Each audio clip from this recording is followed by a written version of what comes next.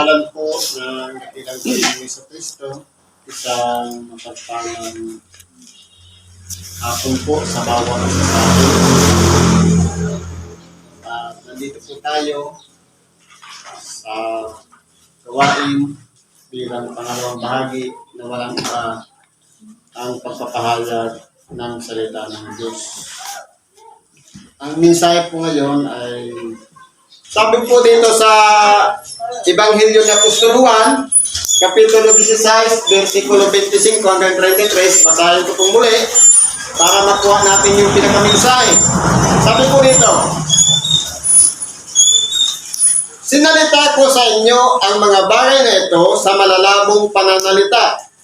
Darating ang oras na hindi ko na kayo pagsasalitaan ng malalabong pananalita, kundi maliwanag na sa inyo'y sasaysayin ko ang tungkol sa Ama. Ngayon po, kung pag-aaralan natin sa sitas na ito, hindi po nila lubos na kilala ng mga apostol o mga alagad ng ating dakilang Panginoon si Jesus. Ang akala lang nila, itatatag ng ating dakilang Panginoon ang kanyang kaharian dito sa ibabaw ng lupa. Kaya po, nung sinabi ng ating dakilang Panginoon na siya po'y pahihirapan at dadalhin sa mga matatanda ng bayan at siya'y dudustain at siya'y ipapako sa krus, hindi po nila pinaniwalaan. Kahit sabi nga ni Simon Pedro, hindi kita iiwanan, Panginoon, hanggang kailan, kahit saan. Sasama siya sa kamatayan.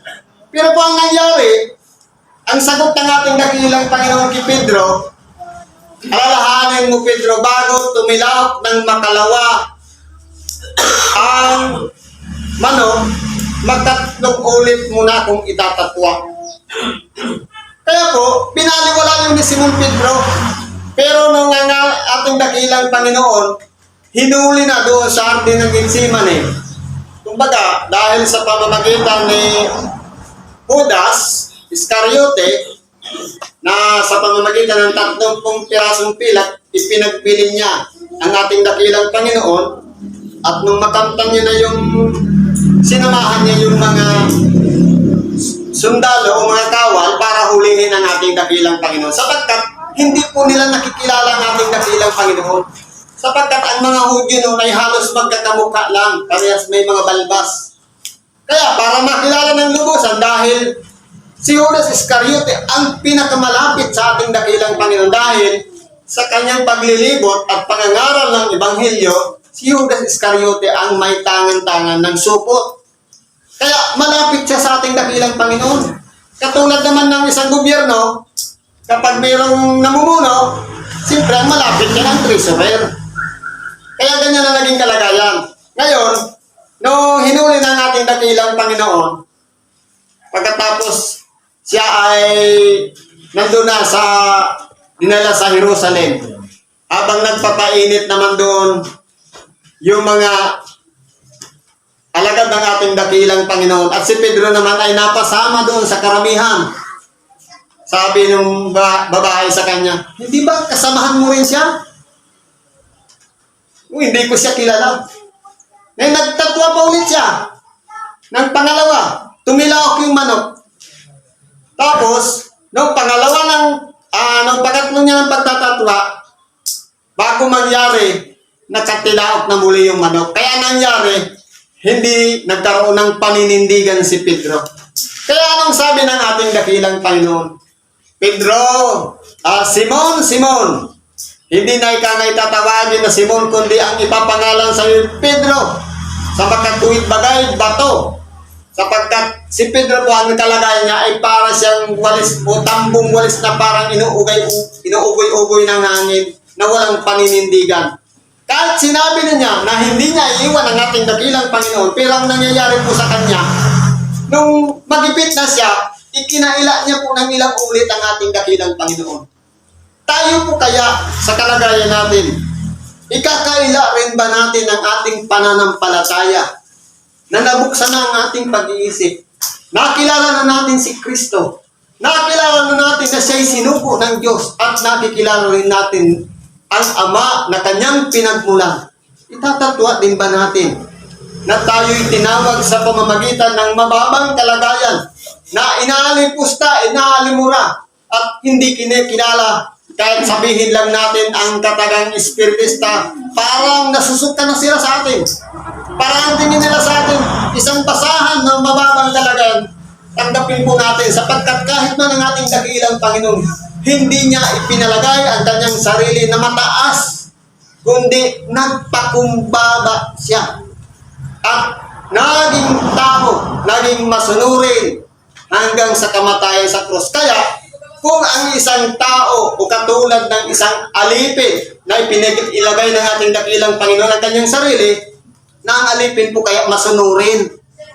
Sumusunod sa kahit anong gawin. Ganyan po ang naging kalagayan natin. Pero, matapos na magtagumpay ang ating dakilang Panginoon bilang isang alipin, at naialay niya na ang kanyang buhay, at pinarangalan siya ng umakyat siya sa langit, ganon din ang magiging kalagayan natin.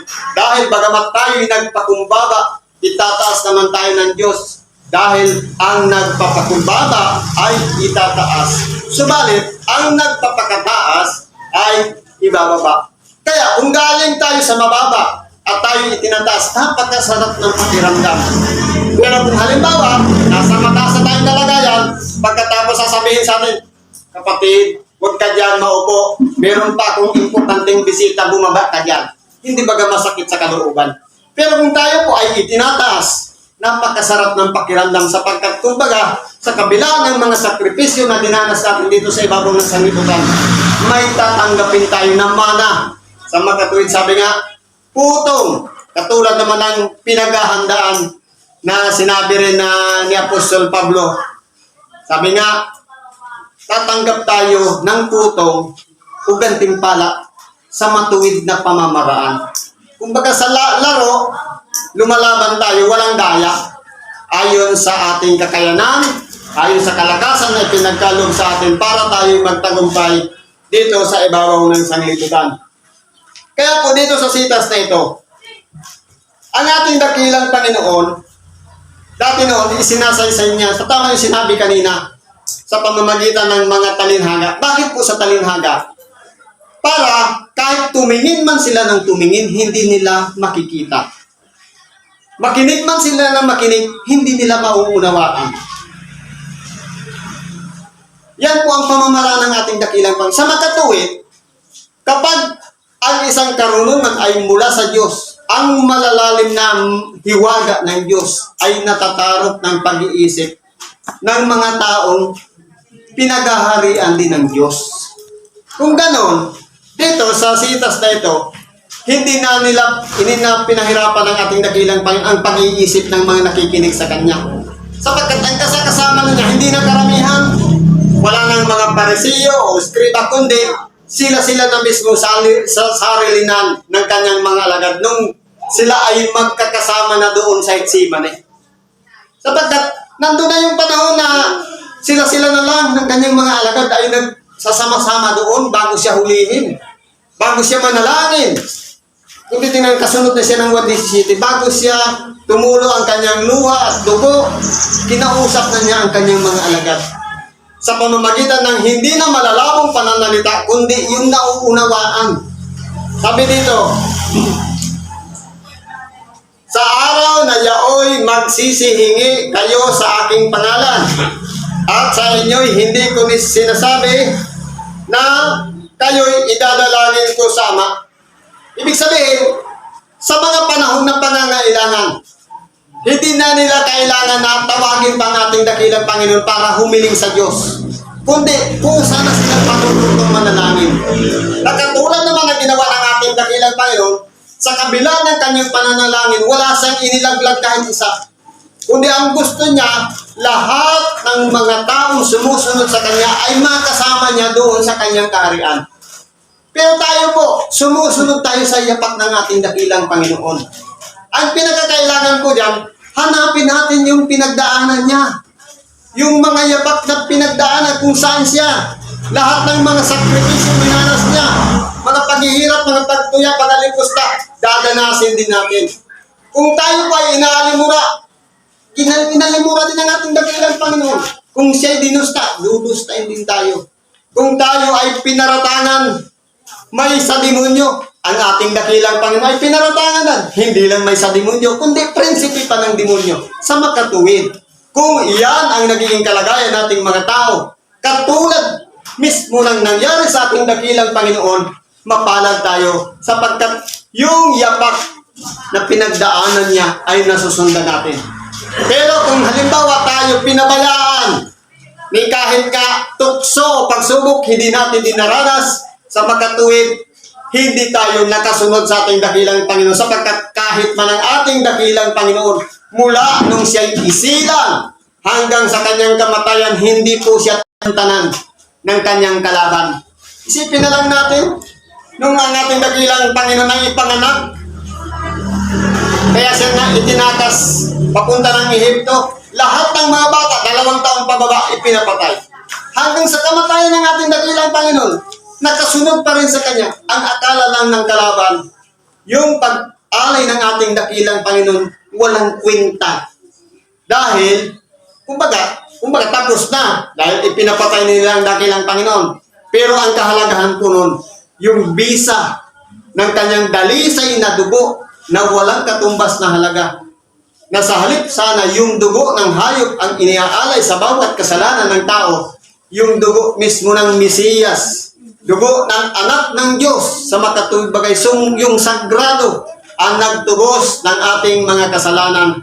Dahil po sa lahat ng tao na sinasabi, walang matuwid, wala kahit isa. Ang tanong, paano tayo nagkasala? Nagkasala tayo sa pamamagitan ng pagkaalam ng mga bagay na mabubuti at masama. Ang pinipili natin yung mga bagay na masasama. Ngayon, nalalabag natin yung kalooban ng Diyos sapagkat ang pagkaalam ng mabuti at masama ay isang anyong pagka-Diyos sapagkat katulad din nating mga tao. Nung mamulat, ang unang tao, si Adan at Eva, nasumpungan nila ang kanilang sarili na sila'y hubad, pagkakilala na yun ng mabuti at masama. Kaya, tayo mga tao, ganun din ang naging kalagayan natin. Kumbaga, nasa lugar tayo na labanan na binibigyan tayo ng kalayaan na pumili ng mabuti o masama.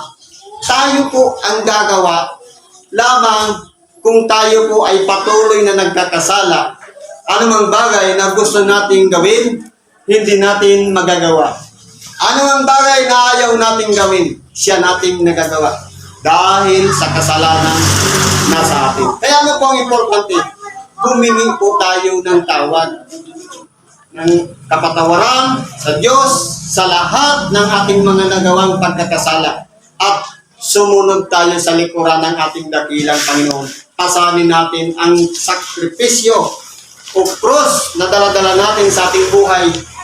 Sa makatuwid bagay, isasakripisyo natin yung luho, yung pangangailangan ng ating katawang laman sa makatuwid bagay, yung mga bisyo, yung mga dati nating pag-uugali, yung dati nating kalagayan na hindi pa natin nakikilala si Kristo, kailangan isasakripisyo natin yun alang-alang sa pagsunod sa kalooban ng Diyos. Kung tayo ay tinuturuan na maging matuwid na, gawin na natin ang ayon sa sinasabi ni Kristo. Ayon sa kanyang mga aral at turo nang sa ganoon ang lakaran ng bawat tao kung ano na yung nasa kalooban ng kanyang Ama. Kaya po, sa bagay na ito, kung titingnan po natin, kahit tayo man kapag nagsihingi sa pangalan ng ating dakilang Panginoon, at ipinagkakaloob sa atin sa makatuwid, malinis ang ating puso. Dahil may pagtitiwala ang Diyos sa atin na ang ating paghingi sa Kanya ay gagamitin natin sa kabutihan. Sa makatuwid, kung mga alagad ng ating dakilang Panginoon, minsan lamang idinalangin ng ating dakilang Panginoon mga tagasunod niya. At pagkatapos yan, tayo naman ang mananalangin mag-isa sa ating Ama sa langit, sa pangalan ng ating dakilang Panginoong Jesucristo. Sapagkat ang Ama rin ang umibig sa inyo, sapagkat ako'y inyong iniibig at kayo'y nagsasampalataya na ako'y nagbuhat sa Ama. Kaya kung pag-aralan natin, ang Ama po, iniibig tayo. Tatawagin tayong anak kung tayo po ay handang sumunod sa halimbawa na iniwan ng kanyang anak. Walang iba, yung pagiging masunurin, mapagpakumbaba, mapagpatawad, kumbaga hindi na magagalitin, mapagparaya, lahat ng mga bagay na tinuro ng ating dakilang Panginoon. Kapag yan po ay ina-apply na natin sa ating pang-araw-araw na pamumuhay, doon po tayo matututo. At ang mangyayari naman po, iibigin naman tayo ng ating Ama dahil sa pagpapahalaga natin ng mga mensahe na sinabi ng ating dakilang Panginoon. At dahil na rin sa pag-ibig natin kay Kristo. Kung iniibig natin ang salita ng ating dakilang Panginoon, iniibig na rin natin si Kristo. At iniibig na rin natin ang Ama dahil lahat ng sinabi ni Kristo nagmula sa Ama. At siya ay sinugo ng Ama sa makatuwid. Kung kinikilala natin si Kristo, pinahalagahan natin yung kanyang salita, pinahalagahan din natin yung salita ng Ama sapagkat ang bawat salita na lumabas sa kanyang bibig mula rin sa kanyang Ama. Kaya po ganyan ang kalagayan niya. Sabi ng ating dakilang Panginoon, nagbuhat ako sa Ama at naparito ako sa sanglibutan. Muling iniiwan ko ang sanglibutan at ako'y paroroon sa Ama. Sa bagay na ito, hindi na ito mahirap unawain. Sapagkat dahil nga siya ay mula sa Ama, kumbaga iiwan niya ng sanglibutan dahil nakatakda na yung tamang panahon upang siya'y bumalik sa Ama. Pero, dito sa paalalang ito, may sinabi pa ang ating dakilang Panginoon. Sinasabi ng kanyang mga alagad, narito, ngayon nagsasalita kang malinaw, at wala kang sinasalitang anumang malabong pananalita. Pero hindi pa rin nila matanos yun. Nakakala nila, ang ating dakilang Panginoon, aalis, pagkatapos doon, kumbaga ang kalagayan nila, akala nila tapos na. Pero hindi nila alam na kapag umalis ang ating dakilang Panginoon sa kanila, sila naman ang susunod sa yapak ng ating dakilang Panginoon. Akala nila tapos na yung mission nila, pero napakaraming mga sakripisyo ang dinanas ng mga alagad ng ating dakilang Panginoon. Kung paano ang ating dakilang Panginoon ay ipinapako sa krus, iba-ibang kasaysayan ang kanyang mga alagad ang dinanas nila. Meron sila kanilang binalatan, merong pinako sa krus na yung paeks, merong suwi, merong pinugutan ang ulo, at kung ano-ano pang mga ginawa sa kanila. Dahil sa kanilang pagsunod sa ating dakilang Panginoon. Dahil sa kanilang pagtitiwala na hindi nila iniwan ang salita ng Diyos sa makatuwid bagay. Yung mga salita na ibiniwan sa kanilang bibig ay nagpapatunay sila na si Jesus ang anak ng Diyos, na siya dapat sampalatayanan ng mga tao. Yan po ay ginawa nila na maging buhay man ay handa ninyang ialay alang-alang sa salita ng Diyos. Kaya po nangyari nito. Ngayon ay nakikilala namin na nalalaman mo ang lahat ng mga bagay at hindi na kailangan na tanungin ka ng sinuman dahil dito'y nagsisisampalataya kami na ikaw ay nagbuhat sa Diyos. Sapagkat kung titingnan po natin, pinatunayan mismo ni Jesus sa pamamagitan ng kanyang mga salita. Sapagkat marami po ang nagsitiwala sa kanya. Pero yung kanyang mga alagad, bagamat ang iba ay nagdududa. Kung pag-aralan natin, namatay na ang ating dakilang Panginoon, muling nabuhay, kahit si Tomas hindi pa rin naniwala. Dahil ang kanyang pamantayan ay ang kanyang mata. Kaya po, sa pamamagitan nito, sinagot sila ni Jesus, ngayon ba ay nagsisisampalataya kayo? Narito ang oras ay dumarating. Oo, dumating na kayo'y mangangalap. Ang bawat tao sa kani-kaniyang sarili, at ako'y iiwan ninyong mag-isa. At gayon may hindi ako nag-iisa, sapagkat ang Ama ay sumasa akin. Nangyari po ito. Nung nandun na sa Getsemane, nung hinuli ang ating dakilang Panginoon, nagsipangalan po sila. Ang naiwan na lang doon, yung mga kawal, si Judas Iscariote at ang ating dakilang Panginoon. Ang nangyari pa nga, may dala-dala pang tabak at sulo. Sabi ng ating dakilang Panginoon, ako ba'y tulisan? Palagi kayong kasama sa gitna ng templo. Bakit din ninyo ko hinuli? Pero ang nangyari, hinuli pa sila na pinalagay ng isang salarin. Sapagkat may mga dala pang tabak yung mga kawal na kumbaga dahil sa sinabi ng ating akala nila kasi sinisira ng ating dakilang Panginoon ang kanilang pagtitiwala. Pero ang katotohanan ko, ipinapaliwanag lang ng ating dakilang Panginoon yung pamamaraan ng tunay na pagkakilala sa Diyos. At sa pamamagitan ng mga aral na dapat pakilala ng palatayanan ng iba, yung kanyang mga salita na bigyang halaga sa buhay natin. Kinakailangan po pahalagahan natin. Kaya po ang nangyari sa dakilang Panginoon, nung siya'y hinuli ng mga kawal, sa pamamagitan ng halik, isang halik ni Judas na kilala ng mga kawal ang ating dakilang Panginoon. Nung hinuli na, lumaban pa nga si Pedro at kinuha niya ang kanyang tabak at tinaga ang isa sa kawal o alipin ng kawal. Sa makatuwid bagay, si Malco natapyas ang kanyang kanang tainga. Pero ang ginawa ng ating dakilang Panginoon, hindi niya po pinabayaan yun. Kahit yung tainga na humiwalay doon sa ulo ay kanya pang pinagaling. Ganyan po magpahalaga ang ating dakilang Panginoon sa bawat tao. Ayaw niya na may mapahamak kahit isa. Kaya nga, ang Diyos mapagparaya. Ni kahit ang ating dakilang Panginoon man ay mapagparaya. Ibig sabihin, mahaba ang pasensya. Bakit hinahayaan niya ang mga masasama? Mahaba ang buhay. Bakit yung mga mabubuti, hinahayaan niya rin? Sapagkat ang tao po ay may kakayahang pumili na gumawa ng mabuti o gumawa ng masama. Yung mga masasama, kaya mahaba ang buhay, pinibigyan pa sila ng pagkakataon magsisi. Pero hindi po pipilitin ng Diyos. Ang gagawin lang niya, magsusugo siya ng mga tagapangaral para makinig. Pero ang tao, ayaw pong makinig ng aral. Kaya ano ang sinabi kung aralin natin yung kailangan at doon sa mayaman. Sabi nga nung mayaman, suguin mo ika sila sa para mangaral para magsisipay yung mga kapatid ko. Nandoon ang Ebanghelyo o nandoon ang salita ng Diyos. Hayaan mo na yun ang tagapagsalita doon. Ang mangaral ng Ebanghelyo. Kaya ito po yung panahon. Saan man tayo pumunta, ipinangangaral ang Ebanghelyo. Nasa atin na lang kung kikilalanin natin ang Ebanghelyo.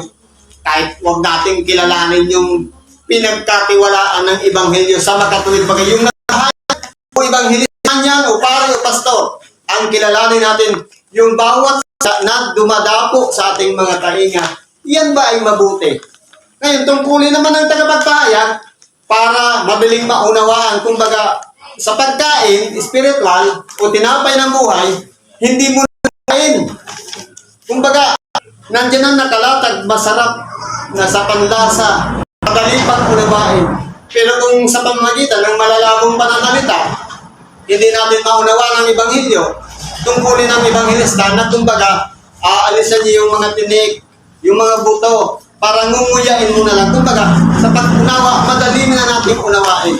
Katulad din naman ng mga alagad ng ating dakilang Panginoon na naghanap ng mga malilinaw na pananalita. Ganyan din po ang magiging kalagayan natin. Kung napapatunayan at napapahayag sa atin ng malinaw ang Ebanghelyo, madali po nating maunawaan.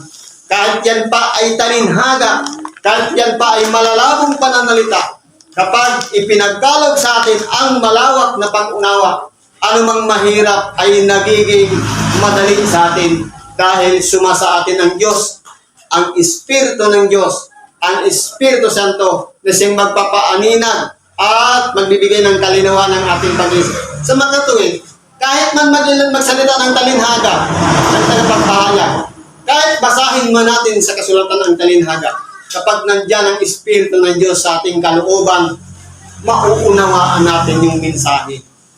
Hindi na po mahirap para sa atin. Ganyan po ang kalagayan Sa makatuwid, ang mga tao na pinili ng Diyos, pinananahanan ng Diyos, nandiyan ang Espiritu Santo, nagpapakilala ng mga bagay na mula sa Diyos. Pero, kung ang salita ng Diyos, hindi natin naunawaan, sa makatuwid, wala dyan ang Espiritu ng Diyos, sapagkat ang magpapakilala ng mula sa Diyos, ay mula din sa Diyos. Kaya kung ang salita ng Diyos ay mula sa Diyos, ang magpapahayag niyan, Espiritu din na mula sa Diyos. Hindi po yan natatalos ng sarili nating pag-iisip. Sapagkat kumbaga, ang komposisyon ng ating utak, limitado lang. Pagkatapos na tayo gumulang at naging mahina na ang pag-iisip, pag yan ay namatay na, wala nang pangsyon ng utak.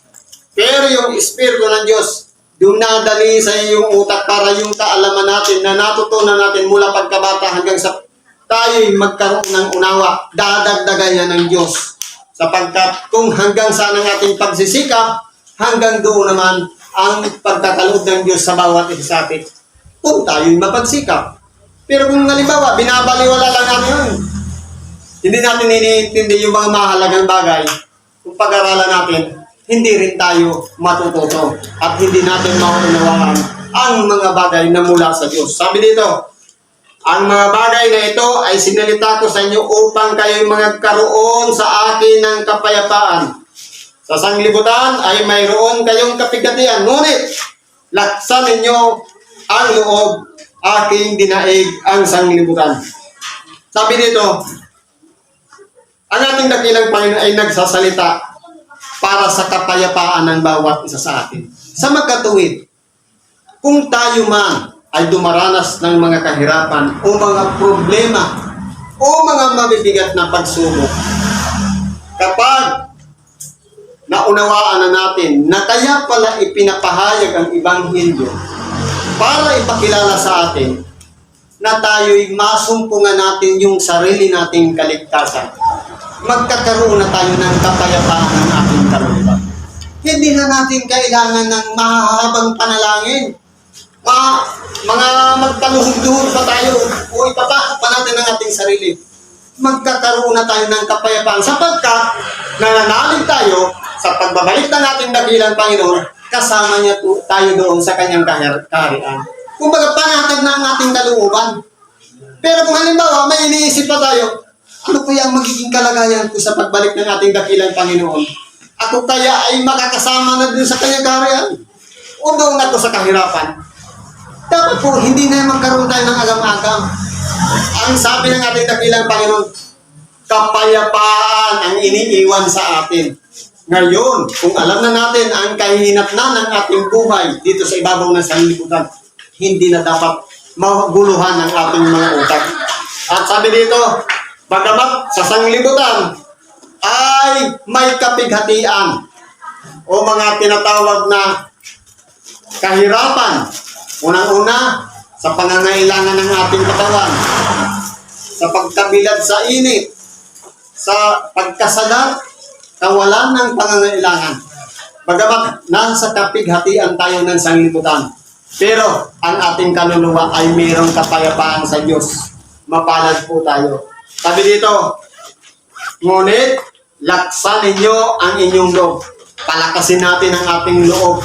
Kung paano sinabi ng ating dakilang Panginoon, aking dinaig ang sanglibutan. Kung tayo'y nakasunod sa Kanya, sasabihin din natin sa ating sarili, nagtagumpay din ako. Dinaig ko rin ang sanglibutan. Na walang iba. Punong-puno ng kasamaan, nagtagumpay ako. At kung papaanong nadaig ng ating dakilang Panginoon at iniluklok siya ng kanyang ama doon sa kanyang kanan, tayo naman ay makakasama niya kung dadaigin din natin ang sanglibutan. Pero paano natin dadaigin? Ano yan? Makikipagtagaan tayo? Makikipag-away tayo? Hindi po. Kapayapaan lang ang ilalagay natin sa ating sarili, madadaig natin ang sanglibutan. Sapagkat ang pagtatagumpay dito sa ibabaw ng sanglibutan, walang iba ang pagsunod at ang paggawa ng ayon sa kalooban ng Diyos. Sa makatuwid bagay, yung mga pasanin natin, makakasunod tayo kay Kristo kahit anumang kasagabalan kapag preparado tayo, magtatagumpay tayo dito sa ibabaw ng sanglibutan. Yan lang muna yung may babahagi natin sa oras nito. Salamat po at pagpalain tayo ng Diyos. Ano man ang ating mga kahilingan, karaingan man, naway pagkalog na lang sa mga Salamat. Hapon. Salamat.